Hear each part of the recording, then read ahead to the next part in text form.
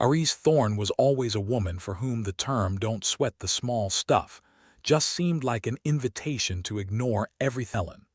The ship, the ironically named Resolute, shuddered around him like an old man's last cough. It was a sound he'd gotten used to, like the comforting hum of impending doom. "Varus, you got a minute?" Lieutenant Zella Drake's voice crackled over the intercom, distorted by a static that couldn't be fixed with all the duct tape in the galaxy. "If it's about the coffee rations again, I'll remind you that we're all drinking boiled dirt at this point," Axton replied, not bothering to hide the sarcasm in his voice. Zella's laugh was humorless, a dry rasp that matched the ship's ambience perfectly. "Nah, not this time, it's the engines. We've, kinda lost a few percent more power." "Define few," Axton said, standing up and stretching his legs, which protested with alarming creaks. "Like 10, maybe 15. Depends on how much you like cold showers," Zella replied. "Great," Axton muttered. "At this rate, we'll be heating leftovers on our foreheads." The Resolute, Earth's last great hope, a sleeper ship carrying the frozen dreams of thousands, was less a marvel of human engineering and more a rust bucket with ambitions. It had launched amid much fanfare, trumpets, speeches, the kind of pomp you'd expect for something that wasn't, strictly speaking, a one-way ticket to a forgotten corner of the universe. But what those bright-eyed dreamers back on the ground didn't know was that the Galactic Council had all the enthusiasm of a dead fish when it came to humanity's out-of-bounds exploration. Axton ambled over to the nearest viewport, staring out at the hyperspace rift zone, a swirling vortex of colors that was beautiful in the way a black hole was beautiful. From this distance, it looked like a cosmic whirlpool, eager to swallow their little ship whole.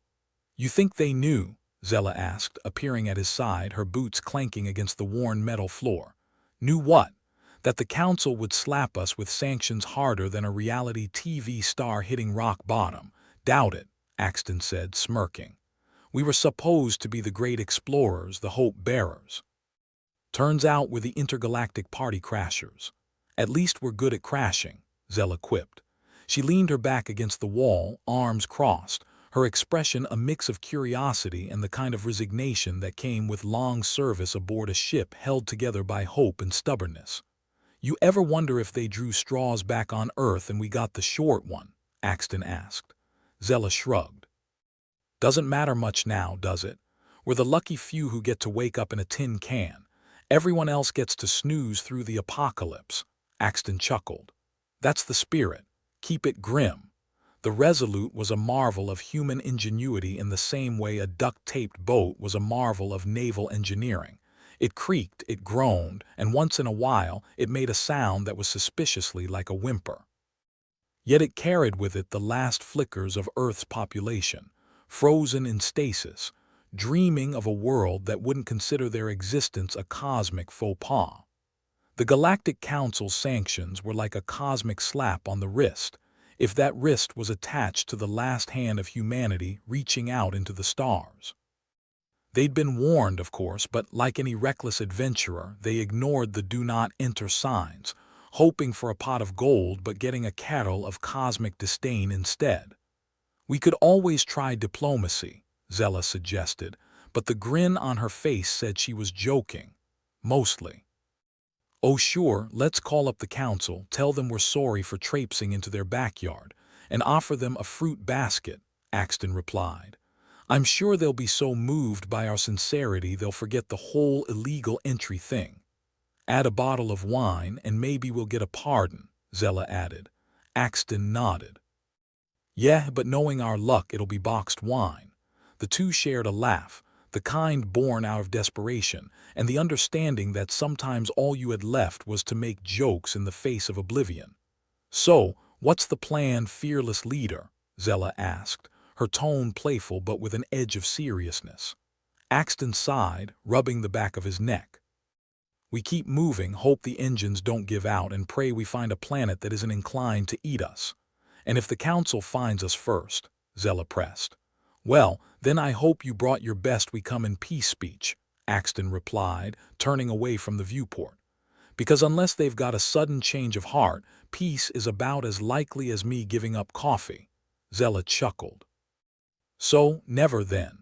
Axton glanced around the bridge, sparsely populated with the skeleton crew who were tasked with keeping the Resolute from falling apart before they found their new home. Each of them was hardened, not by choice, but by necessity. You didn't sign up for a mission like this without expecting to lose a few dreams along the way. The comms panel blinked with a new alert, another friendly reminder that they were running low on, well, everything. In case you needed more bad news, Zella said, nodding toward the panel. Just what I was missing, Axton grumbled, tapping the screen. Looks like we might be on emergency rations sooner than expected. Who knew space had so few drive-thrus? Zella quipped. Yeah, no five-star dining in the void, Axton replied. Unless you count the dried protein bars, which I don't. We could always advertise them as slimming aid, Zella suggested. Guaranteed to lose weight when there's nothing to eat, Axton snorted. Maybe we should have gone into marketing instead of space travel. There was a brief silence as they both reflected on their situation, the kind of quiet that wrapped around them like an uncomfortable blanket, reminding them of the stakes. The future of humanity rested on a ship that could fall apart at any moment, in a zone that was as welcoming as a bear trap. You ever think of just turning around? Zella asked softly. Axton shook his head. Can't, too far gone, and besides, what would we be going back to? A planet that rolled the dice and lost, Zella replied. But at least they wouldn't charge us for parking. True, Axton said, smiling despite himself. But I like to think we're out here for a reason. Yeah, trying not to die, Zella said. That's a pretty solid reason. Another silence, this one broken by the distant rumble of the engines, groaning under the pressure of bad decisions and too much optimism. Well, if we're gonna go down, we might as well do it with style, Axton declared, straightening up. Style? Zella arched an eyebrow.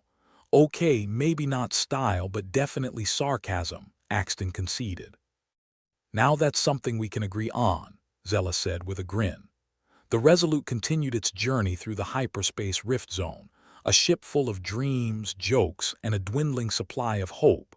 But if there was one thing Axton Varus knew, it was that humanity was nothing if not stubborn. And if the universe thought it could scare them off with a few sanctions and a lousy greeting card, well, it had another thing coming. They might be the last hope for Earth, but by the stars, they were going to make sure that hope went down swinging. Axton Varus watched as a new warning light flashed on the bridge's console, joining its already brightly glowing siblings. The Resolute was beginning to look like a malfunctioning disco ball, and in space, no one could hear you scream, "Turn off that damn light." "What's this one then?" Axton muttered, prodding the flashing annoyance as if a good poke would set things right. Nope, still blinking. Anyone know if we're taking bets on which system craps out next? As if on cue, the intercom crackled with the kind of static that could fry an egg.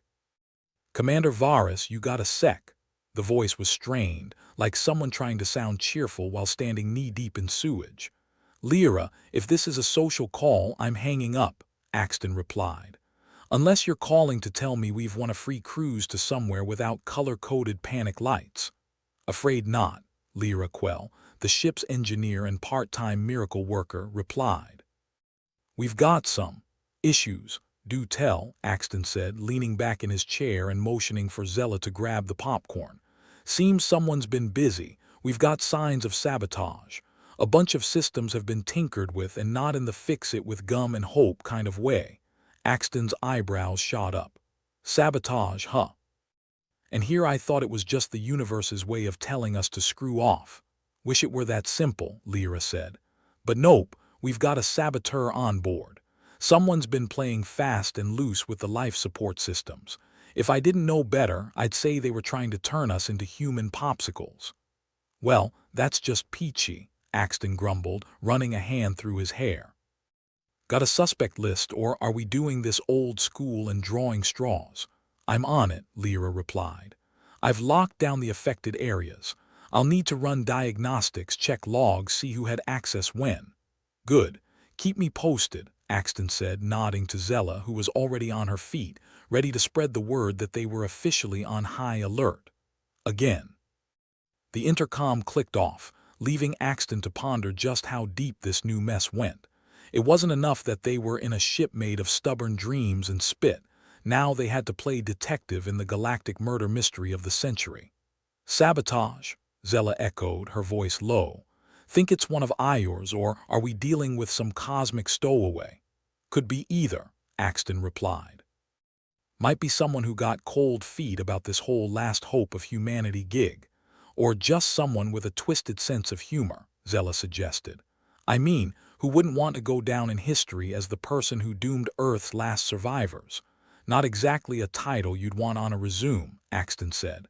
But who are we to judge? Zella shook her head. Looks like we get to play cops and robbers. Fun?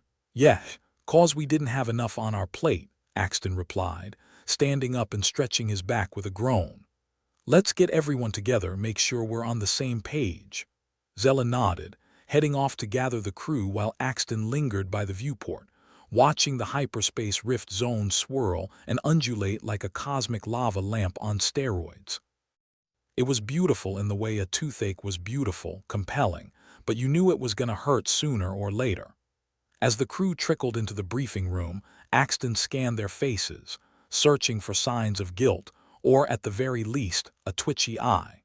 But they all looked equally worn out, a mix of annoyance and resignation etched into every line and crease. All right, folks, Axton said, clapping his hands together with a cheerfulness he didn't feel. We got a bit of a situation. Seems someone on board decided it'd be fun to play saboteur. A low murmur rippled through the room, a chorus of "What the hell?" and "Are you serious?" rising above the general discontent. Serious as a plasma leak, Axton continued. Lyra's on it, but until then keep your eyes peeled and your hands to yourselves. Anyone sees anything out of the ordinary, you report it. No playing hero, all right. There were nods and a few half-hearted salutes, the kind that suggested a mix of disbelief and simmering frustration. Commander, a voice piped up from the back. It was Terk, a navigator with a penchant for pithy comments and an impressive collection of sarcastic t-shirts. What if the saboteur's already planning their next move? Then we'll catch him, Axton replied. We didn't sign up for this mission 'cause it was easy, folks. We signed up 'cause we're too damn stubborn to quit. So let's put that stubbornness to good use. As the crew dispersed, Axton caught Lyra's eye and gave her a nod, hoping she could work her engineering magic fast enough to keep them all from an early retirement in the depths of space. With the meeting over, Axton and Zella found themselves back on the bridge, scanning the endless readouts for anything that might point to their mystery saboteur. Think it's someone trying to send a message? Zella asked, tapping a finger on the console in a nervous rhythm. Could be, Axton replied. But why not just send a strongly worded letter, you know? This seems a bit extreme. Maybe they like a challenge, Zella suggested, a wry smile tugging at her lips. Or maybe they're just bored. Because nothing says I'm bored like turning off the oxygen, Axton said dryly. Remind me to suggest a new hobby for our culprit once we catch him. Zella chuckled, the sound a brief reprieve from the tension that clung to the ship like a second skin. Maybe knitting. I hear it's very calming, Axton snorted. Yeah, nothing like a good scarf to keep the homicidal tendencies at bay. Their banter was interrupted by the intercom springing to life again, Lyra's voice crackling through with an air of urgency. Got something, Commander. I think I found how they're doing it. Go on, Axton said, leaning forward. Looks like they're using an override code, something that lets them bypass security and tinker with systems unnoticed, Lyra explained. Problem is, this code isn't one of ours. It's not in our logs. Great, so they've got outside help, Axton muttered. Either that or they're a lot smarter than we gave them credit for. Either way, I can set up a trap, Lyra said. If they try to use the code again, we can trace it, see where it's coming from. Do it, Axton ordered. And keep me in the loop. Will do, Lyra replied, her voice crackling out once more. With a plan in motion, Axton finally felt a sliver of hope, a tiny flicker in the oppressive darkness that surrounded them both physically and metaphorically. But it was going to take more than hope to get them through this intact. The hours ticked by with an agonizing slowness, each minute stretching into eternity as Axton and his crew waited for Lyra's trap to spring. The ship was quiet, the kind of silence that made your skin itch as if expecting something to explode at any moment. And then just when Axton thought he'd go mad from the tension, the intercom buzzed again, Lyra's voice thrumming with excitement. "Got him. They've accessed the life support systems again, traced it to engineering." "On my way," Axton replied, practically leaping from his seat. Zella was right behind him as they raced through the ship's corridors, the sound of their boots on metal echoing like a drumbeat of impending confrontation. They burst into engineering to find Lyra hunched over a console, her fingers flying across the keyboard with the finesse of a concert pianist. "There," she said, pointing to a screen that displayed a map of the ship, a blinking dot marking the saboteur's location. "Maintenance tunnels, they're hiding out." "Great," Axton said, wiping sweat from his brow. "Always wanted to play hide and seek in the bowels of a decrepit spaceship." Zella grinned, the thrill of the chase lighting up her eyes. "Better than poker night, right?" "Debatable," Axton replied, but he couldn't deny the adrenaline coursing through his veins. With Lyra guiding them via handheld comms, Axton and Zella made their way to the maintenance access point, weapons drawn and senses on high alert. The tunnel was dimly lit, a labyrinth of tight spaces and forgotten tools, the kind of place where shadows played tricks on the mind. Come out, wherever you are," Zella called, her voice bouncing off the walls in a haunting echo. A rustle of movement caught Axton's attention, and he swung his flashlight toward the noise, revealing a figure crouched in the shadows, eyes wide with a mix of fear and defiance. "Gotcha," Axton said, training his weapon on the saboteur. "Game's over." The figure, young, maybe early 20s with a mop of hair that hadn't seen a comb in months, raised their hands in surrender, an expression of resignation settling over their features. "Why?" Axton demanded, not lowering his weapon. "Why sabotage the ship? You're on it too, you know." The saboteur, who up close looked more like a misguided kid than a villain, shrugged, a hollow laugh escaping their lips. "Does it matter? We're all screwed anyway. Just thought I'd speed things up." Axton felt a pang of something almost like sympathy. "And what, take us all down with you?" "Not on my watch. Just wanted to see if anyone cared enough to stop me," the saboteur said, and there was an unsettling honesty in their voice. "Well, we did," Zella interjected, her tone firm. "And now you're gonna help us fix it." "Fine," the saboteur muttered, lowering their gaze. "Wasn't like I had anything better to do." With the threat contained, Axton and Zella escorted the saboteur back to engineering, where Lyra and the crew set to work reversing the damage. As the ship creaked and groaned its familiar protests, Axton allowed himself a moment of relief.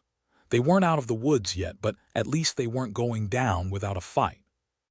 And in the cold, inhospitable depths of space, that was about as good as it got.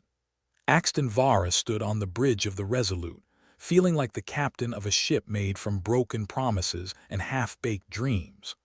The cosmic lava lamp outside the viewport mocked him with its swirling colors, a reminder that beauty in space was about as useful as a screen door on an airlock. "Well, that was a fun little detour," Axton commented, leaning back in his chair with the weariness of someone who'd just realized their life was a sitcom and they were the punchline. "But back to the wonderful world of constant disaster." Zella Drake, his trusty sidekick in this tragicomedy, folded her arms and surveyed the bridge's console. "Aren't you just a ray of sunshine?" "You know me, always the optimist," Axton replied, sarcasm thick in his voice. "So, what do we know?" Zella pointed at the blinking console. "Life support stabilized for now thanks to our little saboteur, but half the systems are still throwing tantrums like toddlers on a sugar crash." "Great," Axton muttered. As if babysitting a broken ship wasn't enough, now we've got a saboteur with a god complex. "Look on the bright side," Zella said with an ironic smile. "At least we're not bored.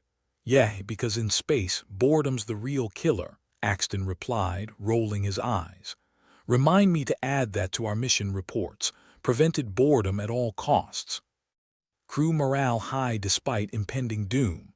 The intercom crackled to life again, a constant reminder of how much they relied on technology that was about as reliable as a politician's promise. Lyra Quell's voice came through, sounding as chipper as a hangover. Commander, we've got a problem. Shocker, Axton replied, rubbing his temples. Hit me? We've lost primary propulsion, Lyra said, her tone as flat as the Resolute's trajectory. Secondary systems are holding, but I don't trust them any further than I can throw this ship. Fantastic, Axton said, sarcasm dripping from every word. Because a ship that can't move is exactly what we need right now. I can keep it running on chewing gum and stubbornness for a bit, Lyra continued. But we've gotta fix this, or we'll be as dead in the water as a beached whale. Right? Axton said. Because in the grand cosmic ocean we're just a couple of sardines in a leaky tin can. Hey, Zella chimed in, don't sell us short. We're more like tuna, classier than sardines, and we come in olive oil. Despite himself, Axton chuckled. Well, I guess it's time to put our heads together and see what we can do. They made their way to engineering, where chaos was the order of the day. Lyra was neck-deep in cables and circuits, looking like a mad scientist who'd just been told that her funding was contingent on results. All right, what's our best option here? Axton asked, surveying the mess that was their propulsion system. Lyra wiped her forehead, leaving a streak of grease. Well, we could try rerouting power from non-essential systems. Might give us enough juice to limp along until we find a real fix. Non-essential, Zella said. Like the coffee maker. Please, I'm not a monster, Lyra replied, feigning horror. I'm thinking more like the entertainment deck. Ain't like anyone's got time for VR bowling when the ship's falling apart. True enough, Axton conceded. All right, let's do it. Get whatever power you can out of those systems and into propulsion. We'll figure out the rest as we go. Lyra nodded, already elbow-deep in the innards of the console. Consider it done. Though it might mean we're even further in the dark. Literally, Zella added, glancing at the flickering lights that seemed to be on their union break. Axton sighed, the weight of the universe pressing down on him like an overbearing grandparent. Let's get to work then. And pray to whatever cosmic deities that are listening that this buys us enough time. The crew sprang into action, a finely tuned machine of human ingenuity and desperation. Cables were rerouted, circuits reprogrammed, and more than a few choice words were muttered under breath. Feels like we're living on borrowed time, Zella remarked, tweaking a wire with the precision of a bomb squad technician defusing a nuke. Borrowed time, unpaid rent, Axton replied. Call it what you like, we're making it work. Yeah, but for how long? Lyra muttered, her brow furrowed in concentration. Long enough to find a solution, Axton said, trying to sound more confident than he felt. Or at least long enough to die trying. Elsewhere on the ship, paranoia was brewing like a bad cup of space coffee. The crew's nerves were stretched thin, and whispers of blame began to echo through the halls like a broken record. It's gotta be someone close, one crew member suggested in the mess hall, their voice a low hiss. Someone who knows the ship inside and out. Or maybe it's someone with a death wish, another replied, swirling their drink like they expected answers to appear in the dregs. Suspicion was a virus spreading faster than they could contain it, and Axton knew that if they didn't find a way to snuff it out, it would tear them apart from the inside. In the meantime, the Resolute limped along, its systems a patchwork quilt of temporary fixes and hopeful dreams. But for all their efforts, it was still a ship on the brink, held together by the sheer stubbornness of its crew. Hours passed, the ship's system stabilized enough to give them a moment's respite. Axton stood in the dim glow of engineering, watching as Lyra and her team worked tirelessly to keep the ship from unraveling. Think we'll make it? Zella asked, joining him with a weary smile. Axton shrugged, his optimism as threadbare as their ship's hull. Hope so. But if not, at least we'll go down swinging. Morbid, but I like it, Zella replied. Let's just hope it doesn't come to that. Yeah, Axton said, watching as Lyra coaxed their stubborn ship to life once more. Here's to hoping. Their reprieve was short-lived. Just as they began to breathe a little easier, the ship shuddered violently as though it had collided with an invisible wall. Axton cursed under his breath, grabbing onto the nearest railing to steady himself. What now? Looks like a power surge, Lyra called out, her fingers dancing over the console with frantic precision. We're pulling too much from auxiliary. Can't win for losing, Axton said, shaking his head. Can we divert anything else? Maybe, Lyra replied. But it's a gamble. Then let's gamble, Axton said, jaw set. It's not like we've got much to lose.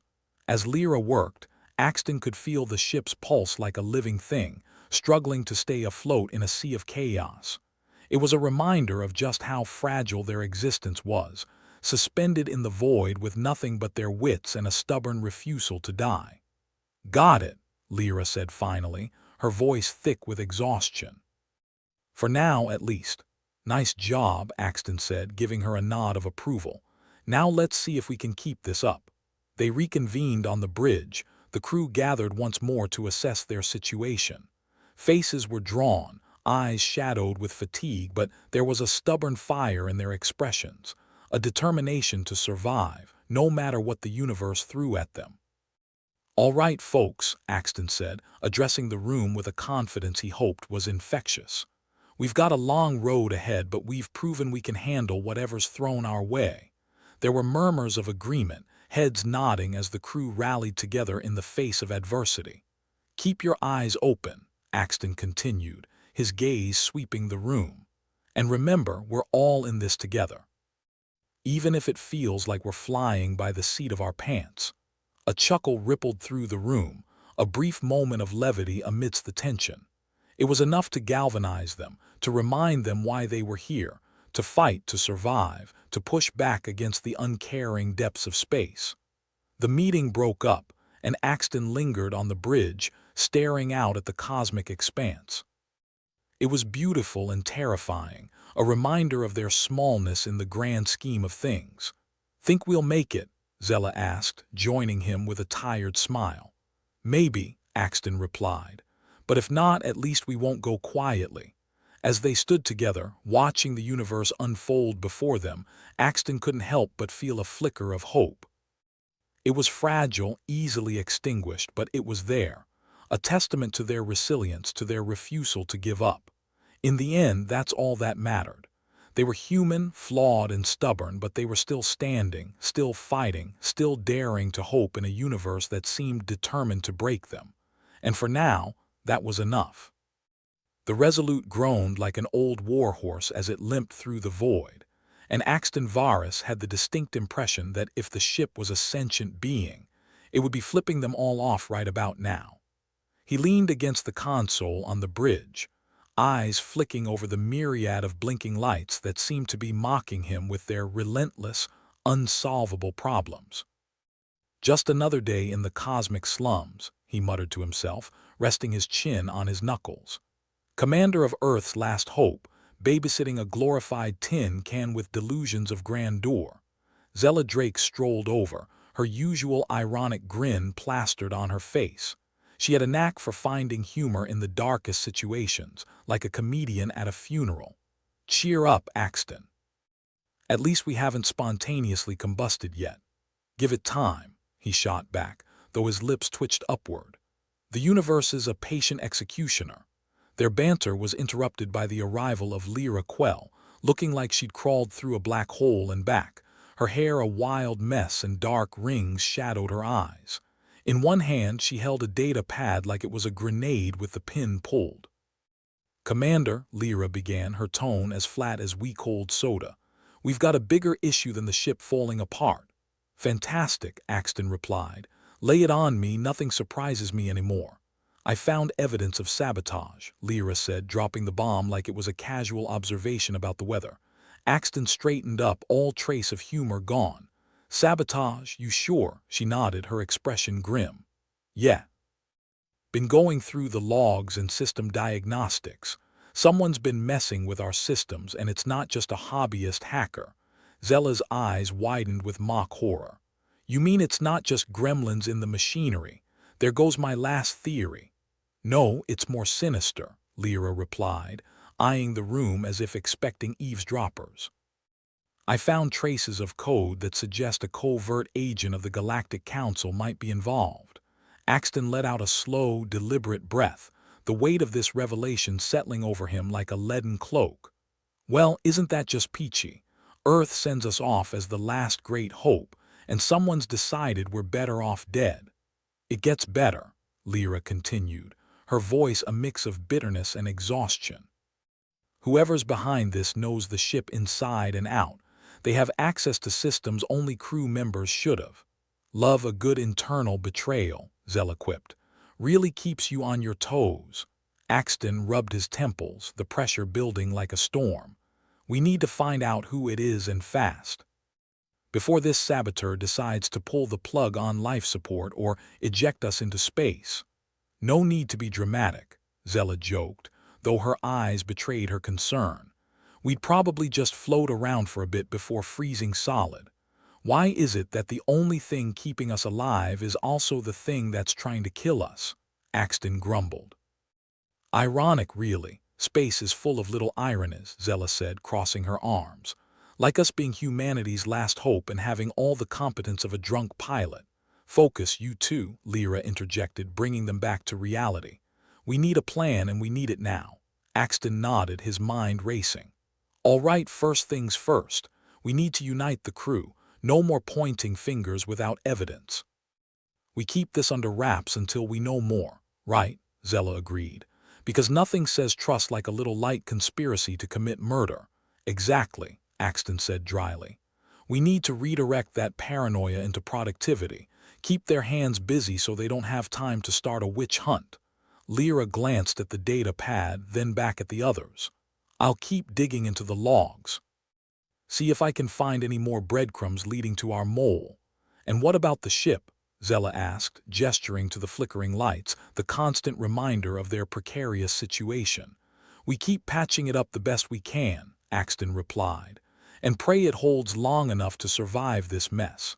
Zella smirked. Praying in a god-forsaken tin can in the middle of nowhere. There's a first. Desperate times and all that, Axton said before turning to Lyra. Keep me posted on what you find, and for the love of all that's holy, try not to blow us up. No promises, Lyra said with a tired smile. But I'll do my best. As they disbanded, Axton couldn't shake the feeling of eyes on his back, the sensation of being watched by some unseen presence. He turned to Zella, who was mirroring his thoughts with a contemplative frown. You think we'll figure it out? She asked, voice low and uncharacteristically serious. I have to believe we will, Axton replied, though the words felt hollow even to him. If not, we might just live up to the name Resolute. Zella chuckled dryly. And here I thought that was just the brand of our stubbornness. They shared a moment of silence, the gravity of their situation sinking in. Out in the vast emptiness of space, trust was as fragile as a soap bubble, and it felt like it was about to pop. The ship settled into an uneasy rhythm, the crew moving with the cautious energy of people on a sinking lifeboat. Axton took the opportunity to address them, gathering the ragtag team in the mess hall, a room that smelled perpetually of burnt coffee and despair. All right, listen up, Axton began, projecting authority even as he felt anything but. We've had some setbacks, but we've also got each other, and that's going to make all the difference. There were murmurs, a mix of skepticism and grudging agreement. Axton pressed on, leaning into his role as reluctant leader. I know there's been talk of sabotage, and I won't deny it, but we need to stick together because whoever's behind this wants us divided. This is starting to sound like a bad motivational speech, Zella whispered to him, barely audible over the crowd. I'm winging it, Axton hissed back, trying not to lose his train of thought. The point is, keep your eyes open, but don't jump to conclusions. We're stronger together, and we've got to trust each other if we're going to make it. There was a moment of silence, then someone in the back shouted, So what do we do if we find the saboteur? Airlock him. Axton winced, but Zella was quick on the uptake. Tempting as that might be, let's try not to add murder to our list of problems. We'll handle it when the time comes, Axton said, trying to keep the peace. For now, focus on what you can control. Keep the ship running, keep your heads clear, and report anything suspicious. The meeting broke up with a murmur of discontent, the crew dispersing to their various stations. Axton watched them go, the heavy weight of leadership pressing down on him like a vice. "Think it'll work?" Zella asked, appearing at his side like a shadow. "Honestly, I have no idea," he admitted. "But it's better than letting them tear each other apart." "Guess we'll find out soon enough," Zella said, her tone light but her expression serious. As they returned to the bridge, Axton tried to focus on the task at hand, burying the gnawing anxiety in the back of his mind. Out here, in the unforgiving backdrop of space, there was no room for doubt. You either made it or you didn't. Lyra joined them a few hours later, her data pad clutched tightly in one hand. She looked worn to the bone, but there was a spark of determination in her eyes that hadn't been there before. "I found something," she said without preamble, her voice a mix of triumph and exhaustion. Axton perked up, the fatigue momentarily forgotten. "What did you find?" Lyra tapped a few keys on her data pad, and a blue holographic display flickered to life, hovering above the table like a ghost. "I traced the sabotage back to a specific terminal. It's in the crew quarters, but the access logs have been wiped clean." "Convenient," Zella remarked, leaning in to study the hologram. "So we're looking for someone who knows how to cover their tracks." "Exactly," Lyra said. "But there's something else. I found a message buried in the code, a taunt almost. It's like they're daring us to catch them." Axton felt a chill creep down his spine, though he tried to mask it with bravado. "Well, I'd hate to disappoint our mystery saboteur. Let's see if we can turn the tables on them." "What's the plan then?" Zella asked, her eyes glinting with the thrill of the chase. "We set a trap," Axton replied, the pieces slotting into place in his mind. "We monitor the terminals, see if they slip up, and when they do, we'll be ready." "Sounds risky," Lyra said, though there was a hint of admiration in her tone. "But we're running out of options." "Risky is my middle name," Axton quipped, though he couldn't fully suppress his nerves. "I thought it was barely functional," Zella shot back with a smirk. "Depends on the day," Axton replied, a grin tugging at his lips despite everything. As they set the plan in motion, Axton felt a renewed sense of purpose. They were up against the odds, but they were fighting back. They were the resolute, and they weren't going down without a fight. In the quiet moments that followed, as the ship drifted through the void like a weary ghost, Axton found himself staring out into the vastness of space. It was a harsh and unforgiving place, but there was beauty in its brutality, a reminder of why they were here. "Think we'll pull through?" Zella asked, breaking the silence. Axton considered the question, then nodded. "We'll make it, one way or another." "Didn't take you for an optimist," Zella said, her tone teasing. "It's not optimism," Axton replied, a fierce determination in his voice. "It's stubbornness." And in that moment, as the stars wheeled silently overhead, Axton felt the stirrings of hope. Fragile, yes, but enough to keep them moving forward. Enough to keep fighting, to keep surviving, to keep hoping for a better tomorrow. And for now, that was enough. The Resolute hummed with a tension that could make a string quartet out of a bunch of rusty bed springs. An eerie kind of quiet settled over the ship, the kind that makes you feel like the universe is holding its breath, just waiting for something to go catastrophically wrong. Which, aboard this tin can, it more often than not did.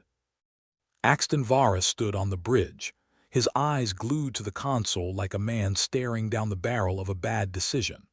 The screen was an epileptic's nightmare, blinking reds and yellows that screamed about engines, life support, and a laundry list of other things you typically want functioning on a spaceship. He ran a hand through his hair, trying to work out how to fix a ship held together by duct tape, hope, and spit. "Any bright ideas, Captain?" Zella Drake's voice cut through his thoughts like a buzzsaw through a marshmallow. She lounged against the bulkhead, arms crossed, projecting an air of casual indifference that only the truly worried can pull off. "Yeah, I'm thinking we should start charging admission," Axton replied, turning to face her. Call it the perilous journey to the afterlife tour. We'll make a killing. Zella snorted, a half-smile tugging at her lips. You know, if there's one thing I didn't expect from space travel, it was the constant threat of violent decompression. Really adds a little zest to the daily grind. Careful, Axton warned. You wouldn't want to jinx it. As if on cue the ship shuddered, the kind of deep, unsettling groan that suggested the Resolute was considering a career change to space debris. Axton and Zella exchanged a glance that said, yep, we're screwed. Speaking of zest, Zella said, Lyra's got something. Said it was important. Let's hope it's not another death threat, Axton muttered, making his way to the comms system. It was a miracle the ancient intercom hadn't exploded from sheer frustration yet. Lyra, this is Axton. What have you got? He asked, the line crackling with static and the ghosts of communication past. Lyra's voice came through, tinny but urgent. Axton, we've got a problem. Bigger than we thought. Well, that's just fantastic, Axton said, rubbing his temples. Because I was worried things were going too smoothly. Meet me in the engine room, Lyra said, sounding more like a plea than an order. It's urgent. Axton glanced at Zella. I suppose we should go see what fresh hell awaits us. Lead on, Captain, Zella replied with mock enthusiasm. After all, it's not like we have anything else to worry about. The trek to the engine room was a journey through a ship protesting its own existence. Panels hung loose, wires dangled like limp noodles, and the lighting flickered with all the reliability of a politician's promise. Axton had seen haunted houses with better upkeep. Lyra was waiting for them when they arrived, her face a mixture of exhaustion and grim determination. She held the data pad like it was a talisman against the looming catastrophe. We have a problem, she repeated, pointing to the holographic display hovering above the table. We always have a problem, Zella said dryly. The question is, how likely is this one to kill us? Lyra ignored the comment, zooming in on a series of schematics. The sabotage is worse than I thought. It's not just the engines. The whole ship's been rigged to fail. Axton felt a chill settle in his bones. It was one thing to be on a dying ship, but to know someone had put it on life support and then left it to rot was a special kind of hell. Any bright ideas on who our friendly neighborhood saboteur might be? Lyra shook her head. Not yet, but I've narrowed it down to a handful of crew members with access. So, what you're saying is, we might be sharing a bunk with the person who's trying to kill us, Axton said, his voice laced with sarcasm. Good to know. The ship's systems are degrading faster than anticipated, Lyra continued. If we don't find a way to fix it, we'll be stranded in this rift with no way out. Sounds like a party, Zella remarked, leaning over the schematics. So, what's the plan, O fearless leader? First, we need to stabilize the engines, Axton replied, trying to sound more confident than he felt. Then we figure out a way to flush out our saboteur before they can finish the job. Easy as pie, Zella said with a smirk. By which I mean impossible, of course. Yeah, well, I'm not ready to go quietly into that good night just yet, Axton said. Let's get to work. As the trio set about their tasks, the ship continued its slow crawl through the rift, the swirling colors outside a constant reminder of how thoroughly screwed they were. The rift was a place of chaos, where the laws of physics took a vacation, and reality played fast and loose with the rules.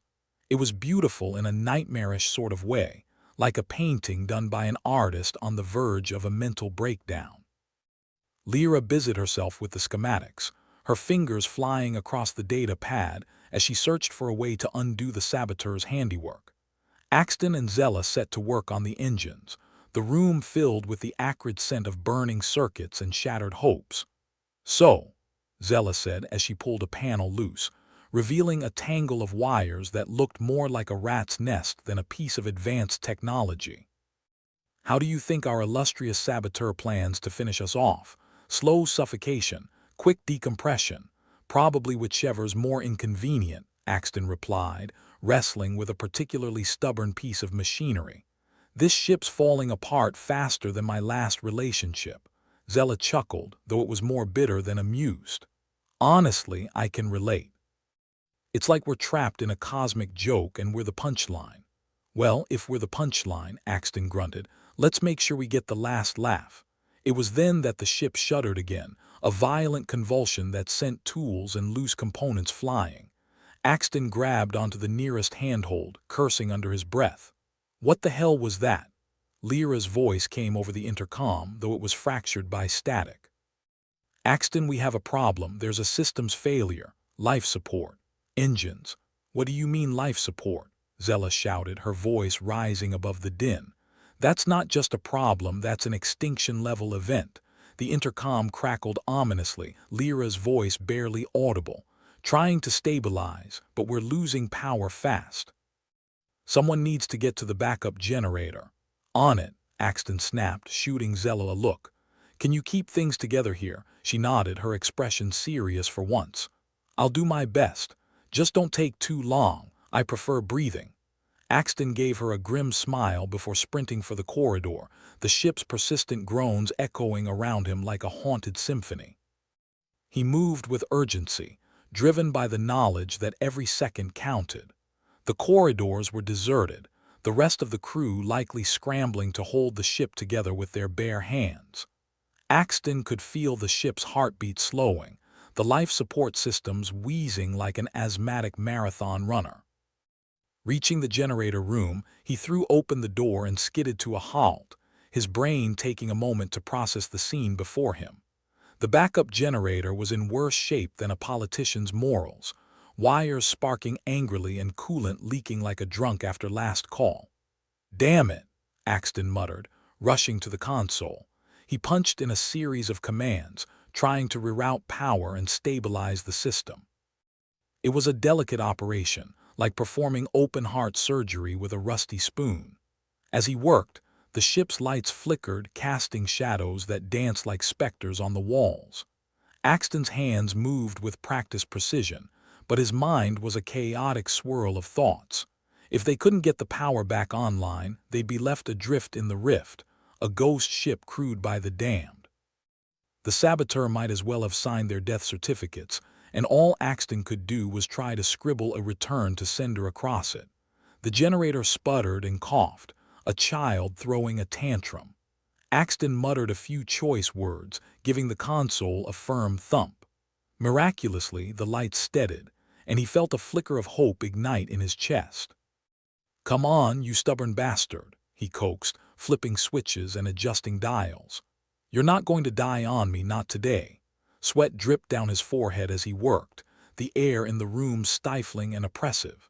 Each passing moment was an agony, time dragging its feet like a petulant child. Finally, the generator roared to life, a triumphant bellow that reverberated through the ship. Axton let out a breath he hadn't realized he was holding, feeling the tension in his shoulders ease ever so slightly. "All right, Resolute," he breathed, wiping the sweat from his brow. "Let's see if we can pull your sorry ass back from the brink." He made his way back to the engine room, the ship still shivering like a dog in a thunderstorm. Zella was elbow-deep in the guts of a control panel, her expression one of fierce concentration. "Welcome back," she said without looking up, her hands a blur of motion.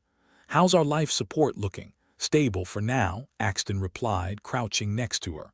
"But it's not going to hold forever. We need to find our saboteur and fast."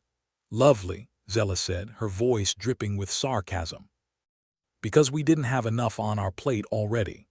"I'm starting to think this ship hates us," Axton said, resigning himself to their fate with the resignation of a man who's seen too much and survived too little. "Yeah, but the feeling's mutual," Zella shot back with a smirk. Despite the chaos, the banter brought a flicker of warmth to Axton's chest. It was a small comfort in the face of overwhelming odds, but he'd take whatever he could get. As they worked side by side, Axton couldn't help but wonder if they'd find out who was behind the sabotage before it was too late. It was a grim thought, but in the vast emptiness of space, hope was a fragile thing, easily snuffed out by the cold, uncaring void. For now, all they could do was fight, survive, and maybe, just maybe, make it out the other side.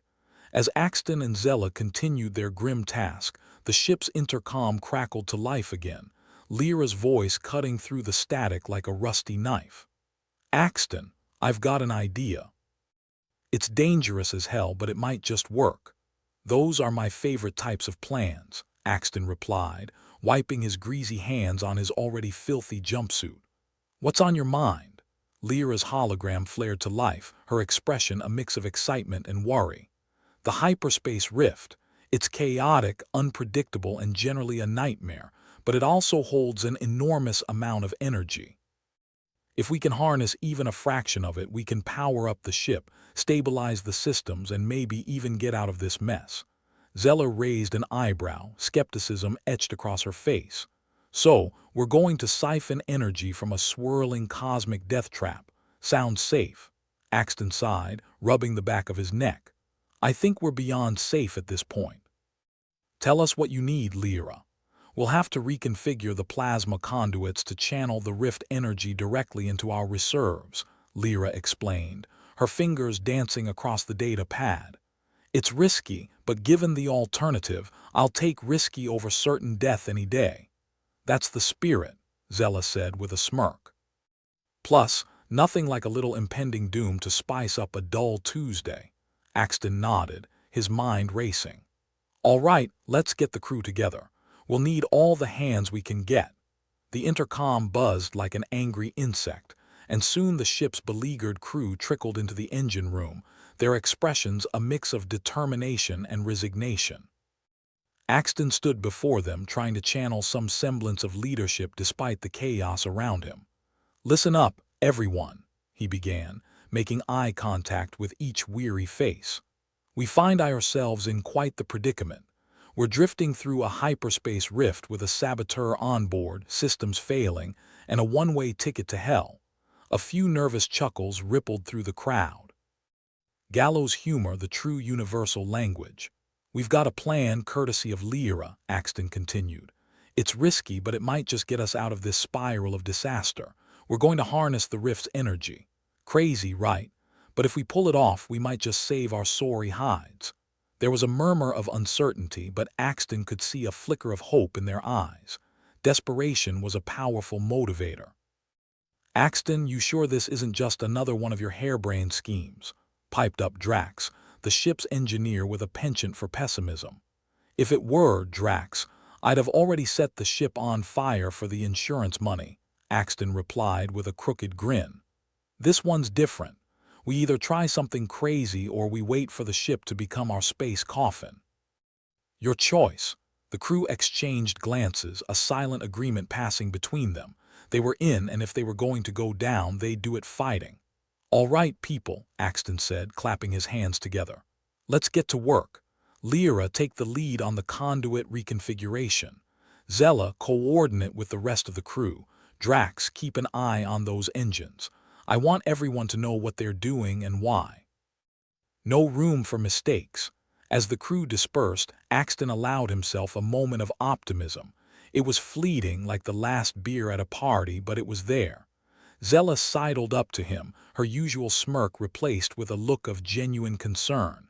"You really think this'll work?" "About as much as I believe in Santa Claus," Axton replied. "But sometimes you have to bluff your way through." "Spoken like a true gambler," Zella said, her smirk returning. "Just remember, house always wins." "Not if we burn it down first," Axton retorted, rolling up his sleeves and heading to join Lyra.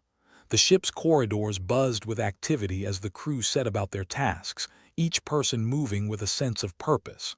Axton couldn't help but feel a swell of pride.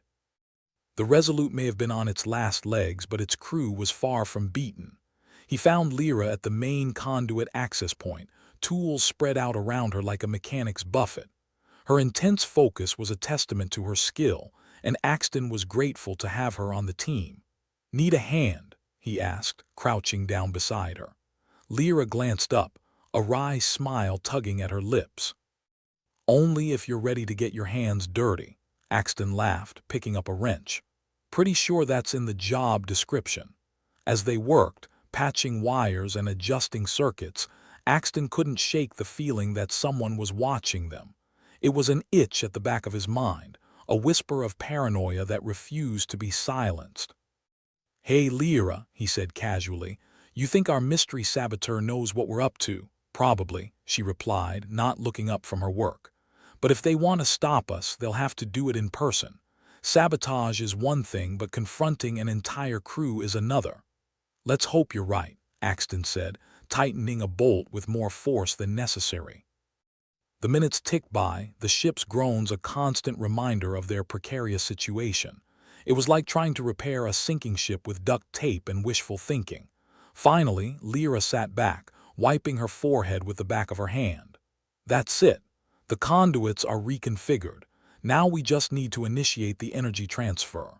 "Good," Axton said, standing up and stretching his cramped muscles. "Let's get back to the bridge and see if we can make this thing fly." They made their way through the ship, the crew's efforts a testament to human resilience in the face of disaster. It was a ragtag group, but they were damn good at what they did.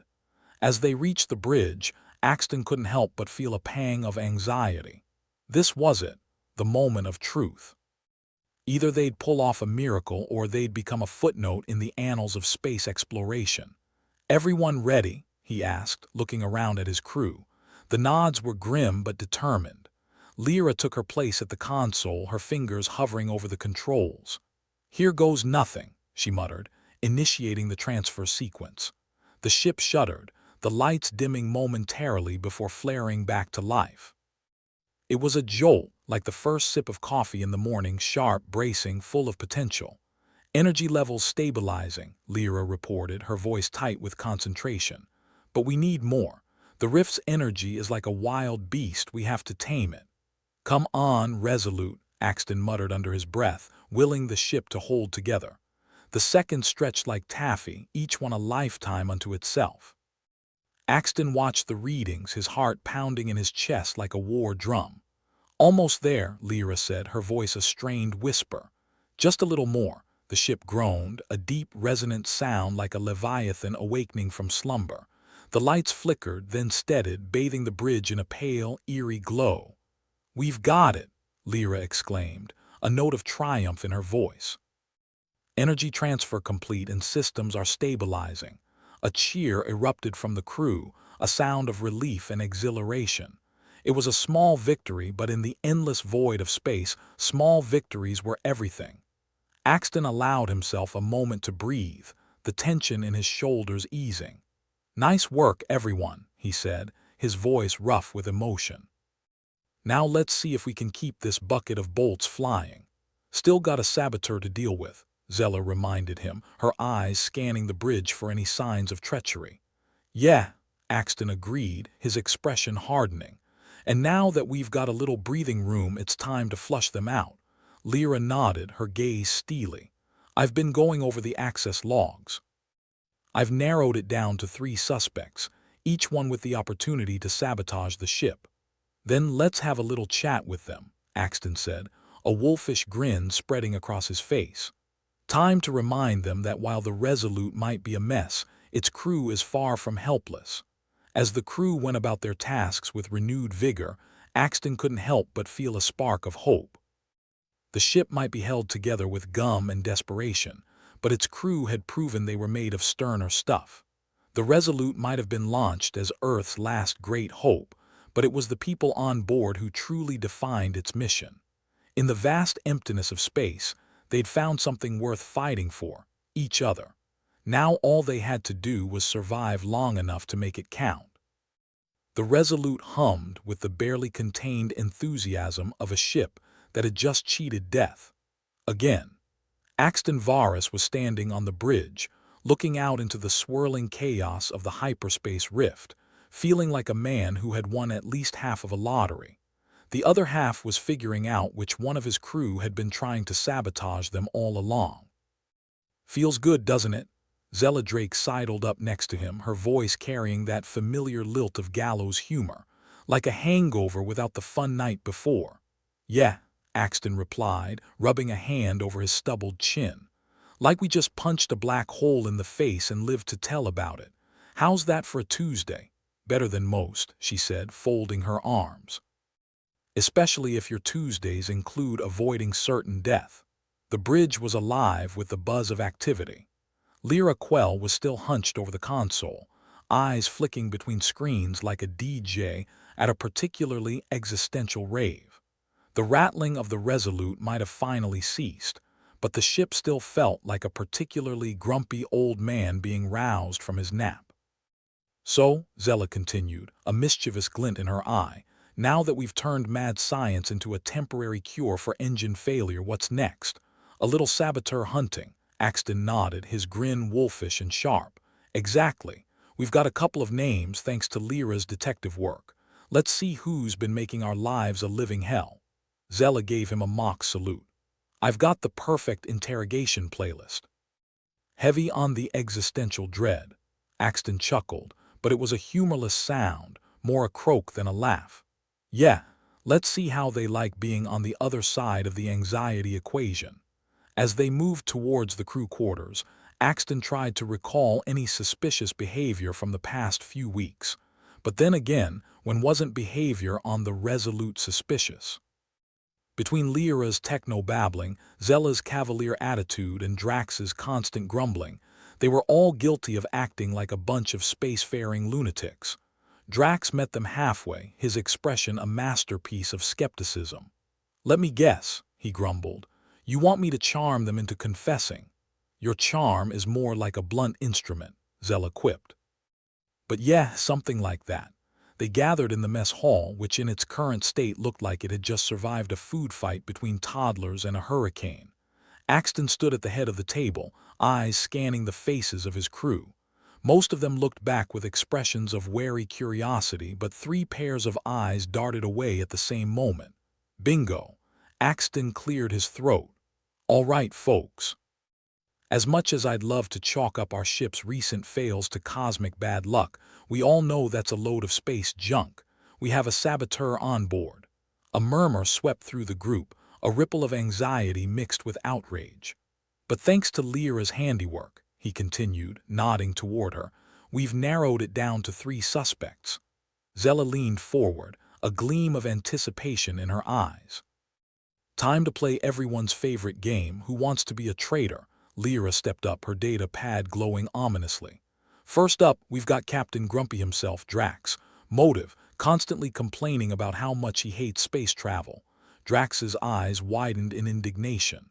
"Hey, I may whine, but I'd rather die in space than owe anyone on Earth a favor." "That's the spirit," Axton said dryly. "Next, second suspect," Lyra went on, "is Renee, our lovely communications officer who just so happened to have access to the intercom logs at every critical moment." Renee looked up sharply, her face a mask of surprise. "I was rerouting communications from Earth. You know, trying to get us help. Maybe help to the nearest gulag," Zella muttered. "And last but not least," Lyra concluded, "we've got Kevin, who seems to have a penchant for disappearing at the most inconvenient times." Kevin's face flushed red. "I was fixing the life support system. You try doing that while holding your bladder." Axton raised a hand for silence. All right, I'm not here to pass judgment. Yet. But we need to keep this crew united if we're going to survive the next hyperspace jump." "You sure we want to jump again?" Drax asked. Resolute's held together with more wishful thinking than actual engineering at this point. "If we don't," Axton pointed out, "we'll be stuck here forever, and I don't know about you, but I'm not a fan of the decor." A few tense chuckles rippled through the mess hall. "Here's the deal," Axton continued. "We'll keep an eye on each other, but we can't let our paranoia tear us apart. We need each other more now than ever." "What about the Council's agent?" Zella asked, her voice low. "You know they're out there ready to swoop in." "Right," Axton said with a tight smile. "That's where we turn our little setback into an advantage." "How?" Lyra asked, genuinely curious. "We play them at their own game," Axton replied, a glint of mischief in his eyes. "We bargain." "Bargain with what?" Drax demanded. "A broken ship and our charming personalities." "Exactly," Axton said. "Earth might be a mess, but it's our mess. And we know it better than anyone. We leverage what we've got. Our knowledge, our resilience. Make them see we're not just a bunch of stranded nobodies." "Feels like a stretch," Zella remarked, leaning back in her chair. "But hell, what have we got to lose?" "Nothing but our dignity," Axton said with a shrug. and we lost that several light years ago. As the crew slowly disbanded, each member wearing their own mask of determination or doubt, Axton felt a weight lift from his shoulders. They had a plan, albeit a risky one, but at least it was something. Zella lingered, her expression thoughtful. You really think we can outwit the council? Axton gave her a wry smile. We're humans, Zella. We specialize in making the impossible just slightly improbable, she laughed, a genuine sound that cut through the tension like a knife. All right, Captain. Let's see if we can bluff our way to salvation. The next few hours were a blur of preparation and strategy. The Resolute systems, shaky as they were, had been stabilized enough for Axton to reach out to the Galactic Council. Now came the tricky part, negotiating their future with an entity that didn't particularly care if their ship lived or died. As Axton stood in front of the comms array, he took a deep breath, feeling the weight of countless decisions resting on his shoulders. This was it, the make-or-break moment. Council, this is Captain Axton Varus of the Resolute, he began, his voice steady and firm. We're requesting an audience regarding our current predicament. A pause, pregnant with potential doom, followed by a crackle of static. And then a voice, smooth, authoritative, and just a smidge condescending. This is the Galactic Council representative. State your business, Captain Varus. Axton swallowed, locking eyes with Lyra, who gave him an encouraging nod. We've encountered a hyperspace rift and managed to harness its energy to survive. However, we're in need of assistance for further stabilization. And why should the Council aid a rogue Earth vessel? The voice replied, dripping with skepticism. Because, Axton replied, channeling every ounce of bravado he could muster, Earth has potential you'd be remiss to ignore. We're a resourceful bunch, capable of achieving the impossible with practically nothing. Just imagine what we could do with a little support. A low hum buzzed through the line, the council representative considering his words. And, Axton added, we've got some rather interesting data from the hyperspace rift. Data I'm sure would be of interest to those inclined toward exploration and expansion. Silence stretched, Axton's heart pounding like a runaway train. This was the moment of truth. You make a bold claim, Captain Varus, the voice finally responded. We will consider your offer. In the meantime, maintain your position. Further instructions will follow. Axton cut the transmission with a relieved sigh, slumping back in his chair. Well, that's done, he muttered. Now we wait. You think they'll bite? Lyra asked, her eyes bright with curiosity.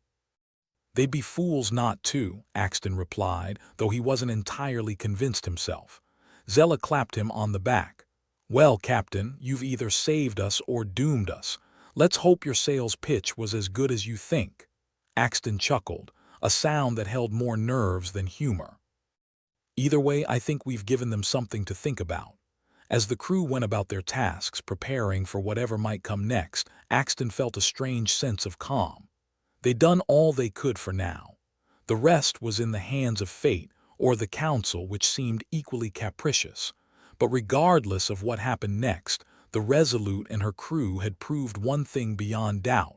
They were survivors. And in the vast, uncaring void of space, that meant everything. And if the council didn't see that, well, Axton thought with a wry smile, they could always try their hand at piracy. After all, they'd had plenty of practice living on the edge.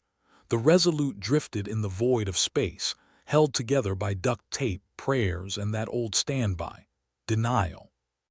Axton Varus, captain of this glorified tin can, stood on the bridge, staring out into the black. A smile tugged at the corner of his mouth, not because things were looking up, but because the universe hadn't spat in his face for at least 5 minutes. Dare I say it, said Zella Drake, sauntering onto the bridge with her usual swagger, things might actually be turning around.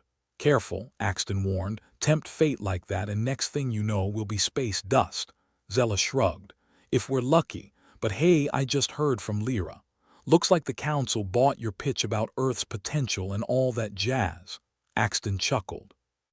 Humanity's always been good at selling snake oil. Might as well sell it to the stars, too. Just then the intercom crackled, and Lyra Quell's voice cut through the static, as smooth as silk wrapped around a blade. "Captain, the Council sent word. They're lifting the sanctions. Earth's back in the galactic good books." Axton let out a whoop, drawing curious glances from a couple of passing crew members. "Well, I'll be damned. Looks like we pulled it off." "Don't start celebrating just yet," Lyra continued.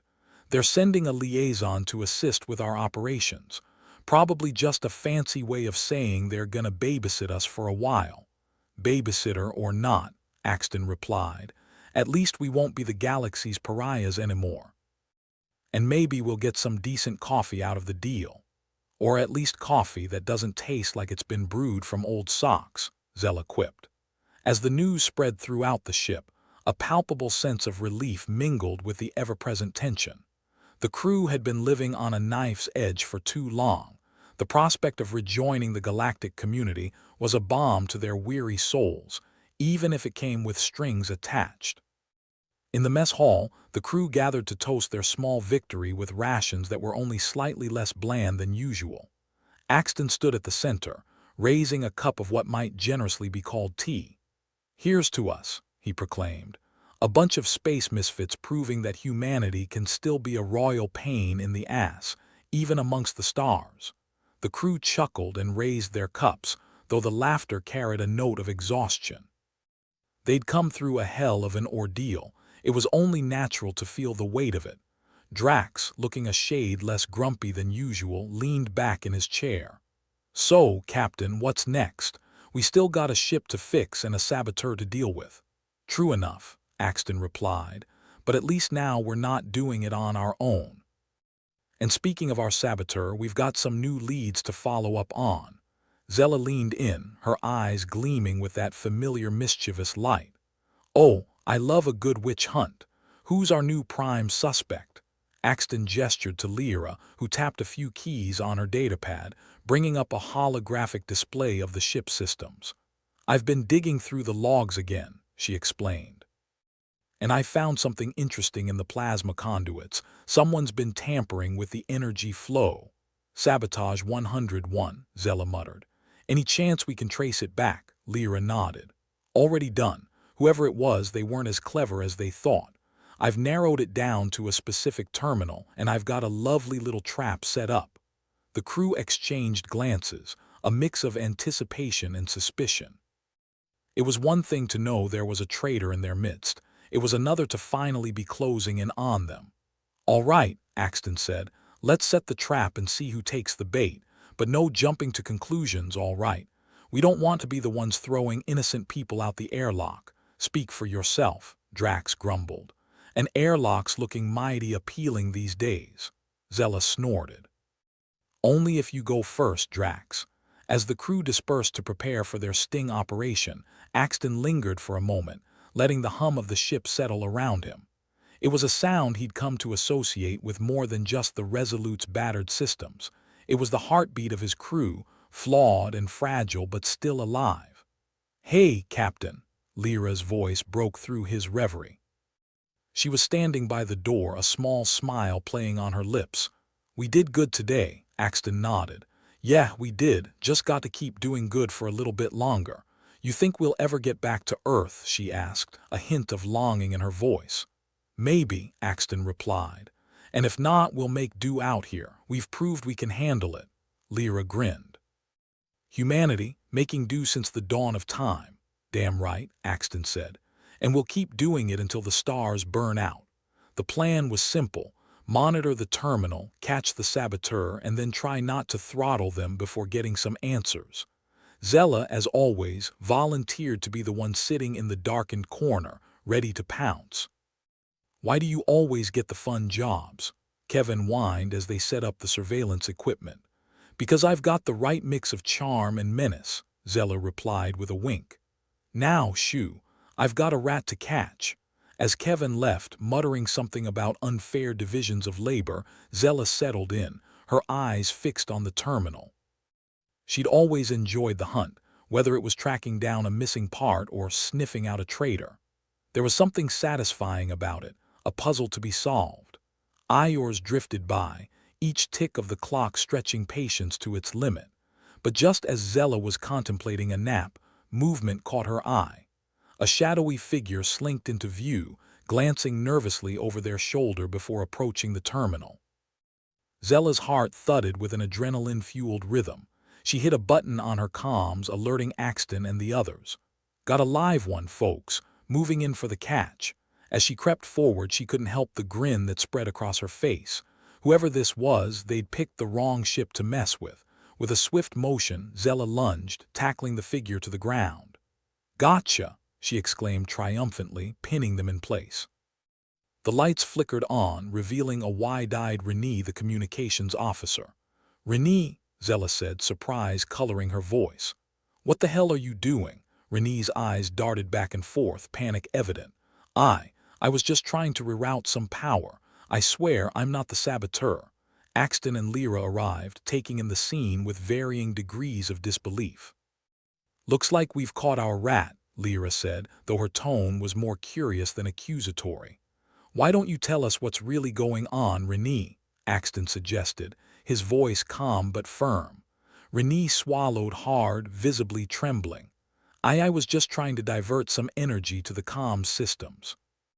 I've been trying to reach out to some old contacts, see if they could help us." "And you didn't think to mention this earlier?" Lyra asked, raising an eyebrow.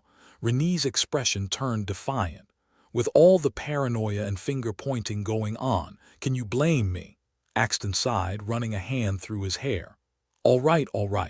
Let's get you up and figure this out. If she's telling the truth, then this isn't our saboteur." As they helped Renee to her feet, Zella shrugged. "Guess the hunt continues. Shame, too. I was looking forward to an airlock party." Back on the bridge, Axton rubbed the bridge of his nose, feeling a headache coming on. They were so close, yet the truth remained frustratingly out of reach. "All right," he said, addressing the gathered crew, "let's regroup and figure this out." "We're not done yet." Drax crossed his arms, his expression skeptical. "You sure this isn't just another wild goose chase, Captain?" Axton met his gaze evenly. "Maybe it is, but I'm not giving up until we find the real culprit." As the crew continued their investigation, a new sense of determination took hold. They'd come too far to let this slip through their fingers. And if they had to turn every bolt, check every conduit, and question every crew member, well, so be it. In the end, the Resolute was more than just a ship. It was their home, and they were damn well going to protect it. With a renewed sense of purpose, the crew dove back into the task at hand.